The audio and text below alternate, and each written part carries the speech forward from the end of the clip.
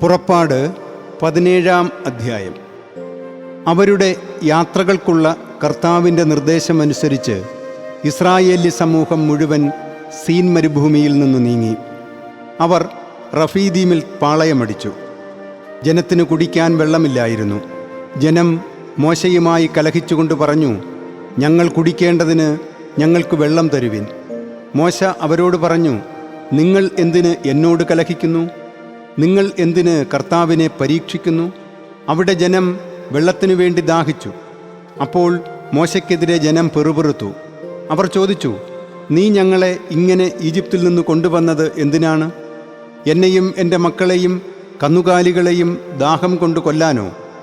മോശ കർത്താവിനോട് ഇപ്രകാരം നിലവിളിച്ചു, ഈ ജനത്തോട് ഞാൻ എന്തു ചെയ്യും? അല്പം കൂടി കഴിഞ്ഞാൽ അവർ എന്നെ കല്ലെറിയും. കർത്താവ് മോശയോട് അരുൾ ചെയ്തു, നീ ജനത്തിൻ്റെ മുമ്പിൽ കടന്ന് ഇസ്രായേൽ ശ്രേഷ്ഠന്മാരിൽ നിന്ന് ചിലരെ നിന്നോടൊപ്പം കൂട്ടി നീ നൈലിന്മേൽ അടിക്കാൻ ഉപയോഗിച്ച നിന്റെ വടിയും കയ്യിലെടുത്ത് നടക്കുക.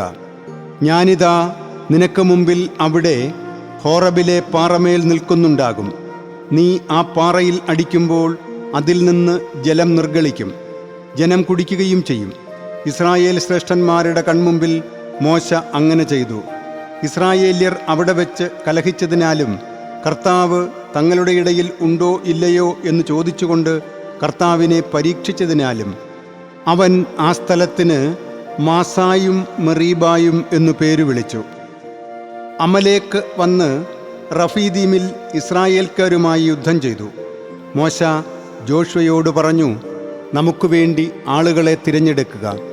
പുറപ്പെട്ട് അമലേക്യരുമായി യുദ്ധം ചെയ്യുക. എൻ്റെ കയ്യിൽ ദൈവത്തിൻ്റെ വടിയുമായി നാളെ ഞാൻ കുന്നിൻ മുകളിൽ നിലയുറപ്പിക്കും. അമലേക്യരുമായി പൊരുതാൻ മോശ തന്നോട് പറഞ്ഞതുപോലെ തന്നെ ജോഷുവ പ്രവർത്തിച്ചു. മോശ, അഹറോൻ, ഹൂർ എന്നിവർ കുന്നിൻ മുകളിൽ കയറി. മോശ തൻ്റെ കരം ഉയർത്തുന്നതിനനുസരിച്ച് ഇസ്രായേൽക്കാർ മുന്നേറി. തൻ്റെ കരം താഴ്ത്തുന്നതിനനുസരിച്ച് അമലേക്ക് മുന്നേറി. മോശയുടെ കരങ്ങൾ കുഴഞ്ഞവയായി. അവർ ഒരു കല്ലെടുത്ത് അതിൻ്റെ കീഴിലേക്ക് വച്ചുകൊടുത്തു. അവൻ അതിന്മേലിരുന്നു. അഹറോനും ഹൂറും ഒരുവൻ ഒരു വശത്തും അപരൻ മറുവശത്തുമായി അവൻ്റെ കരങ്ങൾ താങ്ങിക്കൊടുത്തു. അതിനാൽ സൂര്യൻ മറയുന്നതുവരെ അവൻ്റെ കരങ്ങൾ ദൃഢമായി നിന്നു.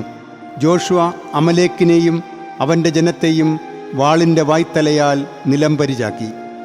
കർത്താവ് മോശയോട് അരുൾ ചെയ്തു, നീ സ്മാരകമായി ഇത് പുസ്തകത്തിൽ എഴുതുക. ആകാശത്തിൻ കീഴിൽ നിന്ന് അമലേക്കിൻ്റെ ഓർമ്മ ഞാൻ തീർത്തും തുടച്ചു നീക്കുമെന്ന് ജോഷുവയുടെ ചെവികളിലെത്തിക്കുക. മോശ അവിടെ ഒരു ബലിപീഠം നിർമ്മിച്ചു.